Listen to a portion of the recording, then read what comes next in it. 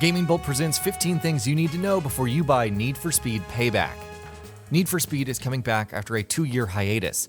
After an underwhelming attempt at a reboot in 2015, the series is going back to what it knows best: fast-paced action racing.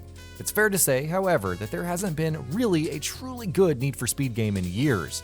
Need for Speed Rivals was admittedly an enjoyable experience, but the series just hasn't been able to hit top gear since 2012's Most Wanted. With the upcoming Payback, EA and developers Ghost Games are looking to change that. And from what we've seen so far, it definitely looks like they're headed in the right direction.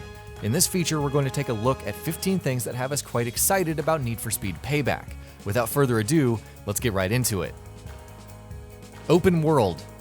Need for Speed as we know it today is arguably at its best when it's set in an open world environment, and the upcoming Payback seems to know that fact very well. The latest entry in the series is going to be an open world game. In fact, this is going to be the biggest open world setting in the series to date. There are going to be 4 distinct areas in the map, and if Ghost Games can deliver an open world that isn't lifeless or big just for the sake of being big like so many others out there, then we could be in for something special in Need for Speed Payback. Varied locations. An open world setting, of course, can't be very interesting if it features one-note environments with little to no variation. That, however, won't be the case in Need for Speed Payback. As we've already mentioned, Fortuna Valley will consist of 4 different regions within the larger map, and locations will vary across a number of environments, from mountains and canyons to cities and deserts and everything in between. Events. Of course, it'll be no fun to just wander around environments in your car if you didn't have actually anything to do. Fortunately, it looks like there'll be plenty of that in this open world. Need for Speed Payback will feature a number of activities for you to take part in called events, as well as other side activities that will entail obtaining collectibles, among other things. All in all, there will be over 400 such points of interest in the entire game. It remains to be seen whether it's a matter of quality as well as quantity, but for now, things are looking good. Day and night cycle. For the first time ever in the Need for Speed series, Payback will also feature a 24-hour day and night cycle. What's interesting, though, is that the time of day will also have an impact on the activities you take part in terms of things like traffic density, collectibles available for collecting, as well as how active the police are, which of course brings us to our next point. Cop chases. Police chases have long been one of the defining characteristics of the Need for Speed franchise, which is why it was so disappointing to see them excluded from 2015's game. They are, though, making a comeback this year with Payback. And combined with the game's open world and day and night cycle, as well as the razor-sharp focus on illegal street racing, police chases are definitely going to be one of the highlights this year, if they're done right, that is. Action racing. True to the traditional style of the franchise, Need for Speed Payback will be all about action. While recent games such as Forza Motorsport and Project Cars have contributed significantly towards making the racing simulation genre what it is today, Payback will be less about simulation and more about action. Players, in fact, will be rewarded for driving extremely fast and using dangerous maneuvers, so expect a lot of stunts, drifting, tailgating, and of course, making your opponents crash and burn. Inspired by Fast and Furious. It really is all about the action in Need for Speed Payback, with cop chases and heists and what have you. So much so, in fact, that it has very clearly been heavily inspired by action movies such as Fast and Furious. The developers have a vision for what they want the game to be. They want it to make you feel like an action movie hero. There is, of course, the danger that they might be going for style over substance with such an approach, so hopefully Ghost Games will know how to strike the right balance. 3 playable characters.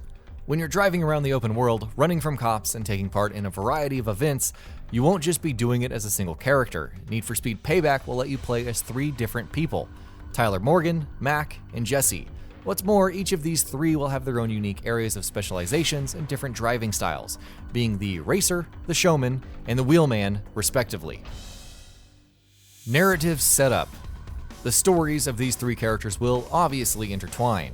Need for Speed Payback's narrative will focus on the story of these 3 characters as they attempt to take down the House, a cartel operating in the Fortune Valley area.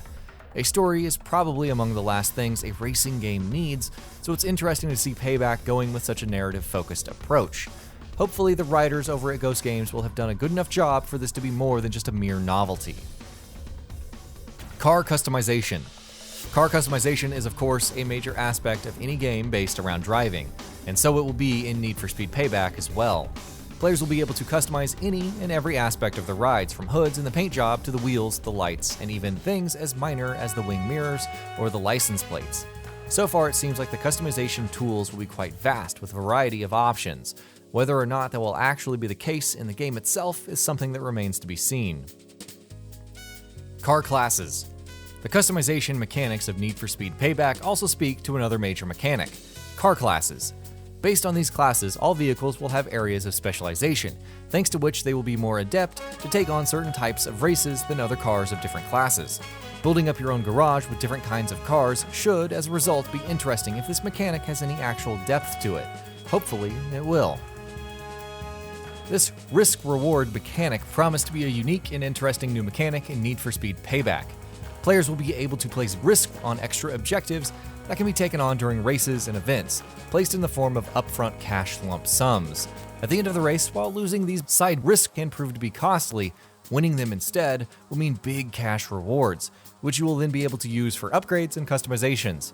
This risk-reward mechanic promises to be an interesting one and no doubt has us intrigued. Support for Xbox One X and PS4 Pro. Need for Speed Payback will utilize the extra power provided by the PS4 Pro and Xbox One X. In an interview with GameSpot, the game's producer Marcus Nilsson stated that, yes, we are taking advantage of them. Both of those platforms will be supported. Offline single player.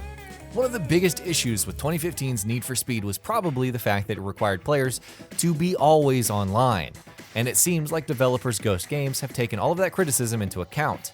Need for Speed Payback's single-player component will not require players to have an internet connection, so if you're looking to buy the game for solo play rather than multiplayer, this is definitely some good news. Deluxe Edition. When Need for Speed Payback launches November 10th for the PS4, Xbox One, and PC, people will also have the option of buying the game's Deluxe Edition.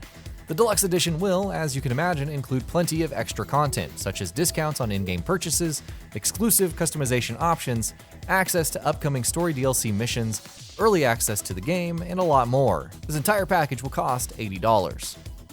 And that'll be about it for this one. If you guys like what we're doing at GamingBolt, please consider subscribing to our channel, and I'll see you guys on the next video.